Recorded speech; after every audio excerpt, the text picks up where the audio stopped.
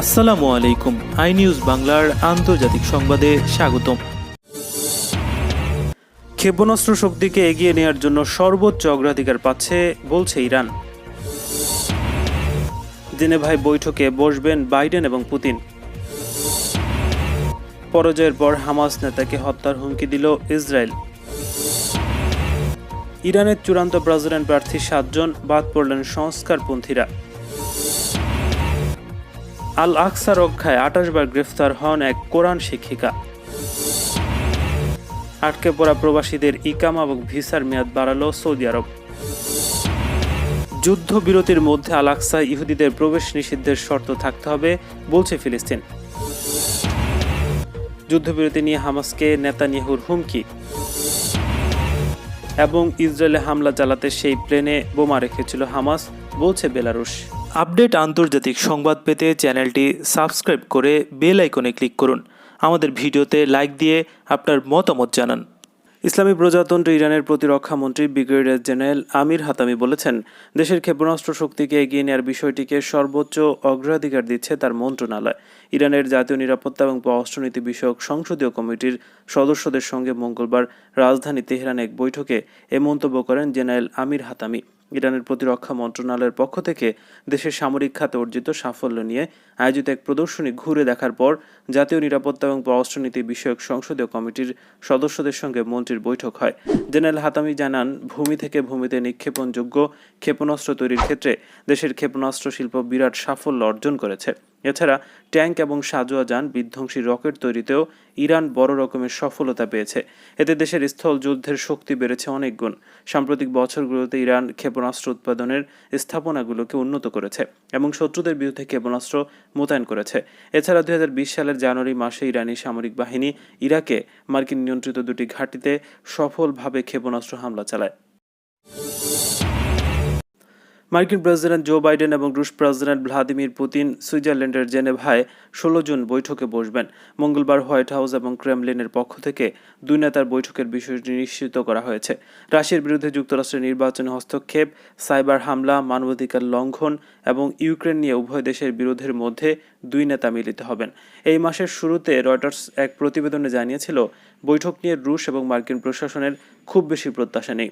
দুই পরাশক্তি দেশের নেতাদের বৈঠক কোনো বিশেষ অগ্রগতি আশা করা হচ্ছে না, কারণ দুই নেতার কেউই বিরোধ মেটানোর মতো মনোভাব দেখাচ্ছেন না। হোয়াইট হাউসের প্রেস সচিব জেন সাকি বলেছেন, গুরুত্বপূর্ণ ইস্যু নিয়ে নেতারা আলোচনা করবেন। আমরা রুশ মার্কিনের সম্পর্কের স্থিতিশীলতা চাই। এক বিবৃতিতে ক্রেমলিন জানিয়েছে, দ্বিপক্ষীয় বিভিন্ন ইস্যু নিয়ে আলোচনা করবেন দু নেতা। এসব ইস্যুর মধ্যে রয়েছে পারমাণবিক স্থিতিশীলতা, করোনার বিরুদ্ধে লড়াই, আঞ্চলিক সংঘাত। বাইডেন এর আগে বলেছিলেন, তিনি চান পুতিন যেন যুক্তরাষ্ট্রের নির্বাচনে রাশিয়ার হস্তক্ষেপের চেষ্টা, সাইবার হামলা, ইউক্রেনের সার্বভৌমত্ব হুমকি বন্ধ এবং বিরোধী নেতা আলেক্সাই নাভালনিকে মুক্তি দেয়। হোয়াইট হাউসের পক্ষ থেকে পুতিনের সঙ্গে বাইডেনের সম্পর্ক পুনরায় শুরু করার বিষয়টি এড়িয়ে যাওয়া হয়েছে। ইহুদিবাদী ইসরায়েলের অর্থমন্ত্রী এবং উগ্রপন্থী লিকুদ পার্টির সিনিয়র সদস্য ইসরায়েল কাদস ফিলিস্তিনের ইসলামী প্রতিরোধ আন্দোলন হামাসের নেতা ইয়াহিয়া সিনোয়ারকে হত্যার হুমকি দিয়েছেন। ইসরায়েলের সঙ্গে 12 দিনের যুদ্ধে বিজয়ের পর গাজা উপত্যকার রাস্তায় নেমে সিনোয়ার বিজয় মিছিলে অংশ নেওয়ার পর ইসরায়েলি মন্ত্রী এই হুমকি দিয়েছে। ফিলিস্তিনি প্রতিরোধ আন্দোলনগুলোর কাছে পরাজয়ের পর ইসরায়েল অনেকটা রাজনৈতিক ডামাডোলের মধ্যে পড়েছে। এর মধ্যে সিনোয়ারকে হত্যার হুমকি দিয়েছেন ইসরায়েল কাদস। তিনি অত্যন্ত ধৃষ্টতাপূর্ণ ভাষায় বলেন, যদি দুপক্ষের মধ্যকার যুদ্ধবিরতি চুক্তির সামান্যতম লঙ্ঘন হয় তাহলে ইয়াহিয়া সিনোয়ারের মাথা চাইবে ইসরায়েল। ইসরায়েল কাদস বলেছেন, হামাসের সঙ্গে যে যুদ্ধবিরতির চুক্তি হয়েছে তাতে সিনোয়ারকে ইসরায়েলি হত্যা থেকে দায়মুক্তি দেওয়া হয়নি। তিনি ইসরায়েলি সেনা হাদার গোল্ডিন এবং আরন শাউলের মৃতদেহ ফেরত দেওয়া এবং আটক সেনা অ্যাভেরা মেনগিত এবং হিসাম এ সাইদের মুক্তি দাবি করেছেন। তিনি বলেছেন, ইসরায়েলের এসব সেনাকে হামাস আটকে রেখেছে। আগামী 18 জুন ইরানের প্রেসিডেন্ট নির্বাচনের 7 প্রার্থীকে চূড়ান্ত অনুমোদন দেওয়া হয়েছে। সর্বোচ্চ নেতা আয়াতুল্লাহ খামেনির নেতৃত্বাধীন 12 সদস্যের গার্ডিয়ান কাউন্সিলের অনুমোদনের পর মঙ্গলবার এসব প্রার্থীর নাম ঘোষণা করেছে দেশটির স্বরাষ্ট্র মন্ত্রণালয়। তবে এই তালিকায় প্রখ্যাত কোনো সংস্কারবাদী স্থান পাননি। মেয়াদজনিত বাধ্যবাধকতার কারণে এবার নির্বাচনে অংশ নিতে পারছেন না ইরানের বর্তমান প্রেসিডেন্ট হাসান রুহানি। প্রেসিডেন্ট প্রার্থী হতে এবার যাদের নাম ঘোষণা করা হয়েছে তারা হলেন বিচার বিভাগের বর্তমান প্রধান ইব্রাহিম রাইসি, উপযোগিতা কাউন্সিলের সেক্রেটারি মোহসিন রেজাই, সাবেক পরমাণু আলোচক সাইদ জালিলি, পার্লামেন্টের ডেপুটি স্পিকার আমির হোসেন, সাবেক ভাইস প্রেসিডেন্ট মহসিন, সেন্ট্রাল ব্যাংকের গভর্নর আব্দুল নাসের হেমত এবং আইন প্রণেতা আলী রেজা জাকানি। অযোগ্য ঘোষিত হয়েছে আরও 585 প্রার্থী। তাদের মধ্যে রয়েছে সর্বোচ্চ নেতার উপদেষ্টা এবং পার্লামেন্টের সাবেক স্পিকার আলী লারিজানি। বাস্তববাদী এই রক্ষণশীল নেতা বিগত কয়েক বছর ধরেই আলোচনার কেন্দ্রে ছিলেন। এছাড়া সংস্কারবাদী বর্তমান ভাইস প্রেসিডেন্ট ইসহাক জাহাঙ্গীরি, দুইবার নির্বাচিত সাবেক প্রেসিডেন্ট মাহমুদ আহমেদিনাজ এবং এবার অযোগ্য ঘোষিত হয়েছেন, যদিও অনেকে এবার তাকে শীর্ষ প্রার্থী হিসেবে মনে করছিলেন। মঙ্গলবার প্রার্থী তালিকা ঘোষণার পর রক্ষণশীল ইব্রাহিম রাইসিকে শীর্ষ প্রার্থী বলে মনে করা হচ্ছে। ধারণা করা হচ্ছিল তাকে চ্যালেঞ্জ জানাতে পারেন কেবলমাত্র আলী লারিজানি এবং ইসহাক জাহাঙ্গীরি। তবে এই দুই প্রার্থী অযোগ্য ঘোষিত হওয়ায় রাইসির নির্বাচিত হওয়ার সম্ভাবনা জোরালো হয়েছে। পবিত্র মসজিদ আল আকসা রক্ষায় দখলদার ইসরায়েল বাহিনীর হাতে এখন পর্যন্ত 28 বার গ্রেফতার হয়েছেন এক ফিলিস্তিনি নারী। তার নাম খাদিজা খোয়াইস। ইসরায়েলের হাত থেকে আল আকসা রক্ষায় নিজের জীবন উৎসর্গ করে দিয়েছেন এই মুসলিম নারী। বর্তমানে তার বয়স 44 বছর। 2014 সাল থেকে গত 7 বছর আকসা ইসরায়েলি আগ্রাসনের বিরুদ্ধে প্রতিটি আন্দোলনে অংশ নিয়েছেন খাদিজা। খাদিজা খোয়াইসি জেরুজালেমের বাসিন্দা। তিনি মসজিদুল আকসায় পবিত্র কোরআন শেখান ফিলিস্তিনিদের। পবিত্র মসজিদের পাশেই সপরিবারে বসবাস করেন তিনি। তার গোটা পরিবার মসজিদুল আকসার খাদেম। তার 3 মেয়ে এবং 2 ছেলে। তারাও মসজিদুল আকসার সেবায় নিয়োজিত। আর আকসায় কোরআন শেখানোর কাজে ইসরায়েলি বাহিনীর হাতে বারবার আক্রান্ত হয়েছেন খাদিজা। তিনিও তার পরিবার ইসরায়েলি কর্তৃপক্ষের মামলা এবং গ্রেফতারে বহুবার হয়রানির শিকার হয়েছেন।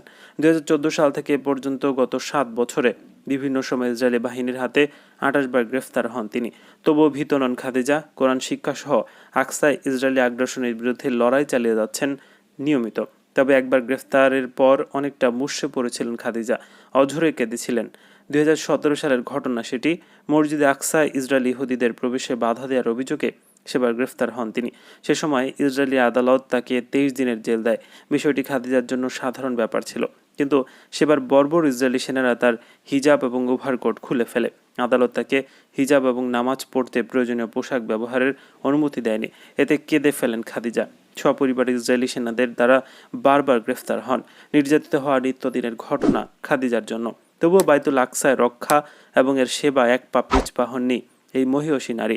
এক সাক্ষাৎকারে খাদিজা খোয়াইসি বলেছেন, ইসরায়েলি ইহুদিরা মসজিদুল আকসা থেকে আমাদের যত দূরে সরিয়ে দেয়, আমাদের বন্ধন তত দৃঢ় হয় মসজিদের সাথে। আমাদের বিশ্বাস তত বাড়ে। আমরা সত্যের ওপর আছি। তারা যত বেশি কঠোর হয়, আমাদের বিশ্বাস দৃঢ় হয় যে আমরা সঠিক পথে আছি। বিভিন্ন দেশে আটকে পড়া প্রবাসীদের ইকামা এবং ভিসার মেয়াদ বাড়ানোর ঘোষণা দিয়েছে সৌদি আরব। ফলে করোনা প্রতিরোধে আরোপ করা ভ্রমণ নিষেধাজ্ঞায় যারা আটকে পড়া ছিলেন তারা ভিসা জটিলতা থেকে মুক্তি পেলেন। সৌদি বাদশাহ সালমান বিন আব্দুল আজিজের নির্দেশনায় এই ঘোষণা দেওয়া হয়েছে। সোমবার সৌদি প্রেস এজেন্সির বরাতে তথ্য নিশ্চিত করেছে সৌদি গ্যাজেট। সৌদি সংবাদ মাধ্যমটি জানিয়েছে, বাদশাহ সালমানের নির্দেশনায় বিনামূল্যে ইকামা এবং ভিসার মেয়াদ বাড়ানোর বিষয়টি অনুমোদন করেছে সৌদি আরবের অর্থ মন্ত্রণালয়। সৌদি নাগরিক এবং সেদেশে বসবাসকারীদের নিরাপত্তা নিশ্চিত এবং তাদের অর্থনৈতিক ক্ষতি পূরণের ধারাবাহিক প্রচেষ্টার অংশ হিসেবে এই পদক্ষেপ নেওয়া হয়েছে বলে জানানো হয়েছে। এসপিএর খবরে বলা হয়েছে, সৌদির ইমিগ্রেশন কর্তৃপক্ষ নিশ্চিত করেছে যে ভিসার মেয়াদ বৃদ্ধির প্রক্রিয়াটি জাতীয় তথ্য কেন্দ্রের সাথে সমন্বয় করে স্বয়ংক্রিয়ভাবে করা হবে। এর জন্য পাসপোর্ট অধিদপ্তরে রিপোর্ট করার প্রয়োজন পড়বে না। সৌদি গ্যাজেট এবং সিয়াসত ডেইলির খবরে বলা হয়েছে, আগামী 2 জুন পর্যন্ত এই মেয়াদ বাড়ানো হয়েছে। মহামারী বেড়ে যাওয়ার প্রেক্ষাপটে বিভিন্ন দেশের ওপর ভ্রমণ নিষেধাজ্ঞা আরোপ করেছে সৌদি আরব। এতে প্রবাসীরা নিজ নিজ দেশে আটকা পড়েছেন। তারা যাতে নিরাপদে ফিরতে পারেন তা নিশ্চিত করতে বিনামূল্যে ইকামা এবং ভিসার মেয়াদ বাড়ানো হয়েছে। ইসরায়েল এবং হামাসের মধ্যকার যুদ্ধবিরতির মধ্যে অবশ্যই জেরুজালেমের আল আকসা মসজিদ কম্পাউন্ডে ইহুদিদের প্রবেশ নিষিদ্ধ হওয়ার বিষয়টি থাকতে হবে। ফিলিস্তিনি কর্তৃপক্ষের প্রেসিডেন্ট মাহমুদ আব্বাস মিশর এবং জর্ডানের প্রতি আহ্বান জানিয়েছেন। গত 24 ঘন্টায় রামাল্লাহ সফররত মিশর এবং জর্ডানের পররাষ্ট্রমন্ত্রী যথাক্রমে শাহে শুকরি এবং আইমান সাফাদির সাথে আলাদা আলাদা বৈঠক করে এ মন্তব্য করেছেন। ইসরায়েল এবং হামাসের মধ্যকার সাম্প্রতিকতম লড়াইয়ের প্রেক্ষাপটে গাজা উপত্যকা পুনর্নির্মাণের যে কোনো পরিকল্পনায় ফিলিস্তিনি কর্তৃপক্ষকে অন্তর্ভুক্ত করার উপর জোর দেন। তিনি আরব মন্ত্রীদের আরও বলেছেন, আন্তর্জাতিক চুক্তির ভিত্তিতে ইসরায়েলের সাথে শান্তি প্রক্রিয়া পুনর্জীবনের জন্য তিনি মার্কিন প্রশাসন এবং কোয়ার্টেটের অন্য সদস্যদের সাথে কাজ করতে প্রস্তুত। শুক্রবার সকাল থেকে কার্যকর যুদ্ধবিরতি উল্লেখ করে মঙ্গলবার সাফাদিকে আব্বাস বলেছেন, ইসরায়েল এবং হামাসের মধ্যকার শান্তি প্রতিষ্ঠার মধ্যে অবশ্যই আল আকসা মসজিদ এবং পশ্চিম তীরে আমাদের জনগণের উপর ইসরায়েল দখলদার বাহিনীর মদতপুষ্ট চরমপন্থী বসতি স্থাপনকারীদের হামলা বন্ধের বিষয়টি থাকতে হবে। শুক্রির সাথে বৈঠক সময় আব্বাস গাজা পুনর্গঠনে মিশরীয় প্রেসিডেন্ট আবদেল ফাত্তাহ সিসির $500 মিলিয়ন দানের প্রশংসা করেছেন। ইসরায়েলের প্রধানমন্ত্রী বেনিয়ামিন নেতানিয়াহু গাজার নিয়ন্ত্রক হামাসকে হুমকি দিয়েছে খুব শক্তিশালী পদক্ষেপ নেওয়ার।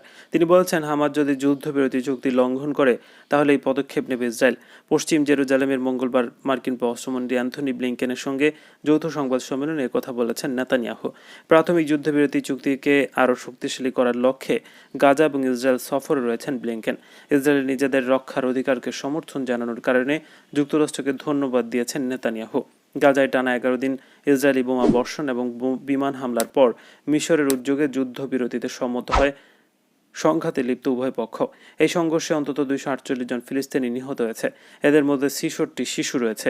হামাস এবং সশস্ত্র ফিলিস্তিনি গোষ্ঠীর ছোড়া রকেটে ইসরায়েলের 2 শিশুসহ 12 জন নিহত হয়েছে। ইসরায়েলি প্রধানমন্ত্রী বলেছেন, আমরাও নিজেদের রক্ষার প্রতিশ্রুতির অর্থ বুঝিয়ে দেব। হামাস যদি শান্তি বিনষ্ট করে এবং ইসরায়েলে হামলা চালায় তাহলে আমাদের পাল্টা পদক্ষেপ হবে খুব শক্তিশালী। সংবাদ সম্মেলনে মার্কিন পররাষ্ট্রমন্ত্রী বলেছেন, গাজার পুনর্নির্মাণের আন্তর্জাতিক সহযোগিতা যেন হামাসকে সুবিধা না দেয় তা নিশ্চিত করবে যুক্তরাষ্ট্র। তিনি বলেন, আমরা আমাদের অংশীদারদের সঙ্গে নিবিড়ভাবে কাজ করব যাতে করে পুনর্নির্মাণ সহযোগিতা থেকে হামাস সুবিধা নিতে না পারে। স্পেন থেকে ছেড়ে আসা রায়ান এয়ারের একটি ফ্লাইটের গতিপথ ঘুরিয়ে ভিন্ন মতাবলম্বী এক সাংবাদিককে গ্রেফতারে মিনস্কে নামতে বাধ্য করেছে বেলারুশ। তবে সেই ঘটনাটিকে বেলারুশ কর্তৃপক্ষ চাপিয়ে দিয়েছে ফিলিস্তিন প্রতিরোধ আন্দোলন হামাসের ওপর। গত রোববার লিথুয়ানিয়ার পথে থাকা ফ্লাইটটিকে যুদ্ধবিমান পাঠিয়ে মিনস্কে নামতে বাধ্য করে বেলারুশ। এই ঘটনায় তারা দাবি করছে বিমানটিতে বোমা রাখা ছিল।